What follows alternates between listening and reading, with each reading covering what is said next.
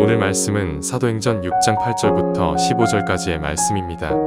스데반이 은혜와 권능이 충만하여 큰 기사와 표적을 민간에 행하니 이른바 자유민들, 즉 구레네인, 알렉산드리아인, 길리기아와 아시아에서 온 사람들의 회당에서 어떤 자들이 일어나 스데반과 더불어 논쟁할세. 스데반이 지혜와 성령으로 말함을 그들이 능히 당하지 못하여 사람들을 매수하여 말하게 하되, 이 사람이 모세와 하나님을 모독하는 말을 하는 것을 우리가 들었노라 하게 하고, 백성과 장로와 서기관들을 충동시켜 와서 잡아가지고 공회에 이르러 거짓 증인들을 세우니 이르되, 이 사람이 이 거룩한 곳과 율법을 거슬러 말하기를 마지 아니하는도다. 그의 말에 이 나사렛 예수가 이 곳을 헐고 또 모세가 우리에게 전하여 준 규례를 고치겠다 함을 우리가 들었노라 하거늘. 공회 중에 앉은 사람들이 다 스데반을 주목하여 보니 그 얼굴이 천사의 얼굴과 같더라. 오늘은 은혜와 권능으로 해야 할 일이라는 제목으로 윈도우 큐티를 나누겠습니다.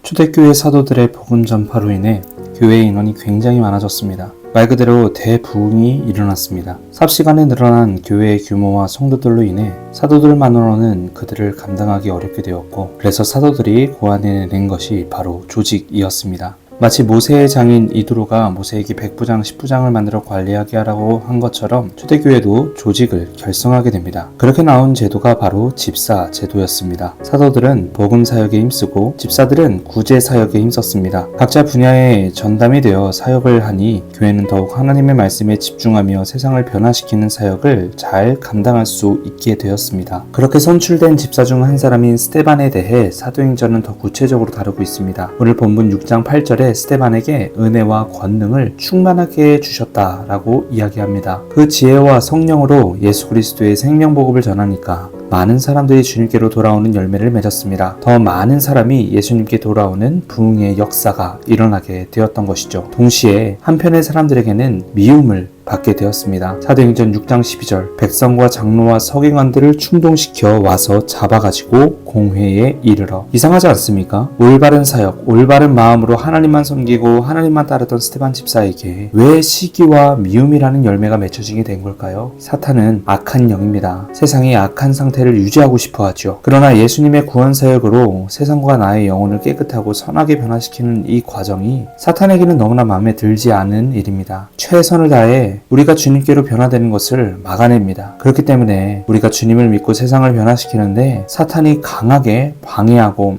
핍박하는 것입니다. 그래서 세상 공중권세를 잡은 악한 영 사단이 그리스도인들을 기본적으로 적재시하도록 사람들을 충동하는 것이죠. 우리가 그리스도의 마음을 품는다고 해서 다 좋고 아름다운 열매만 맺혀지는 게 아닙니다. 누군가는 시기로 질투하기도 하고, 누군가는 이유 없이 우리를 방해하고 정직하지 못한 방법을 동원해서 우리를 끊어내려고 합니다. 오늘 스데반도 그런 미움을 당했습니다. 사람들은 거짓 증언을 세우며 성령의 능력으로 기적과 전도를 행한 스데반을 고발하였고, 결국엔 재판까지 끌고 가게 되었습니다.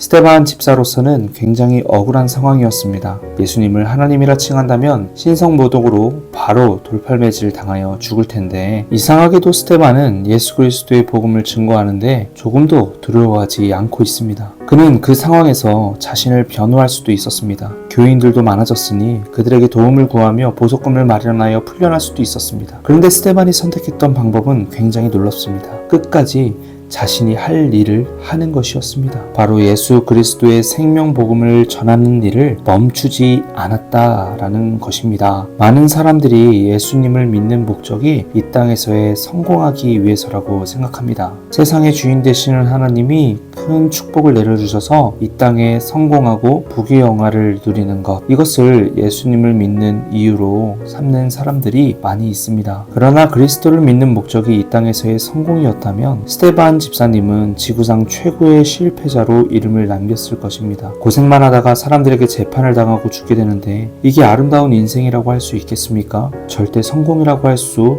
없을 것입니다. 그러나 그리스도인의 목적이 예수님의 참된 제자, 또한 예수님을 증거하는 증거자, 또한 예수 그리스도의 복음을 삶으로 드러내는 예배자라면 스데반에 기록된 목적은 우리가 이렇게 살아야 주님을 올바르게 믿는 것이다 라는 믿음의 교과서가 되는 것입니다. 사랑하는 여러분, 신앙생활은 성공을 위한 길이 아니라 증거를 위한 삶입니다. 우리를 위해 십자가에 달려 죽으시고 우리를 건져내 주신 그 구원의 이야기, 즉 복음을 증거하는 것이 우리가 삶 속에서 가장 중요하게 해야 할 일입니다. 마태복음 28장 19절 말씀입니다. 그러므로 너희는 가서 모든 민족을 제자로 삼아 아버지와 아들과 성령의 이름으로 세례를 베풀고 모든 민족을 제자로 삼으라는 것이 주님께서 우리에게 주신 지상 명령입니다. 예수님의 제자로 만들어라. 복음을 전하여 그들이 예수님을 구세주로 믿고 그분의 인품과 행실을 삶 속에서 닮아가는 제자로 변화시켜라. 이것이 바로 우리가 해야 할 일입니다. 제자들의 활동을 기록한 사도행전에서는 증인이라는 이 단어가 총 8번이나 나옵니다. 제자들은 예수님을 증거하기 위해 활동했습니다. 즉 전도하기 위해 활동했습니다. 사랑하는 여러분, 전도 축제 기간이지요. 이 시간 예수님의 명령에 따라 우리가 우리 옆에 있는 사람들을 전도하고 복음을 전하며 주님께 돌아오게 하는 그 귀한 일에 우리가 헌신해야 할 것입니다. 전도 축제 기간이 단지 다른 사람의 축제이고 나와는 상관없는 일이라고 생각할지 모르겠지만 하나님께서 나에게 명령하신 일이 스테반 집사님과 같이 세상에 복음을 전하고 많은 믿지 않은 사람들을 주님께로 돌아오게 하는 것임을 깨달으며 사랑하는 친구와 부모님께 예수 그리스도의 복음을 담대히 전하는 이 시대의 스테반 집사와 같은 삶을 살아가시길 주님의 이름으로 축복합니다. 기도하겠습니다. 거룩하신 하나님, 은혜를 감사합니다. 사도행전 말씀을 통해서 스테반 집사님의 그 담대한 복음 전파와 죽기까지 예수 그리스도의 복음을 증거하는 일에 마다하지 않았던 그 모습을 우리가 발견하게 하심에 감사합니다. 우리 또한 학교에서 또 가정에서 예수 그리스도의 복음을 전할 수 있는 참된 예배자들, 참된 전도자들 될 수 있도록 우리에게 능력을 주시고 담대함을 허락하여 주시옵소서. 아버지 하나님, 전도하는 게 두렵습니다. 사람들이 나를 이상하게 볼까봐, 사랑하는 친구와의 관계가 서먹서먹해질까봐 전도하는 게 두렵고 힘들지만 아버지 하나님, 정말 일어나지 않은 일들 두려워하지 않게 하시고 또 친구와 멀어지는 것보다 예수님과 멀어지는 것을 더욱더 두려워하게 하여 주셔서 하나님의 복음 전파를 위해 더욱더 힘쓸 수 있는 우리 모두가 되게 하여 주시옵소서. 감사드리며 이 모든 말씀 살아계신 예수님의 이름으로 기도합니다. 아멘. 우리 1분 동안 각자 자유롭게 기도하시고 각자의 삶으로 돌아가도록 하겠습니다. 기도하시겠습니다.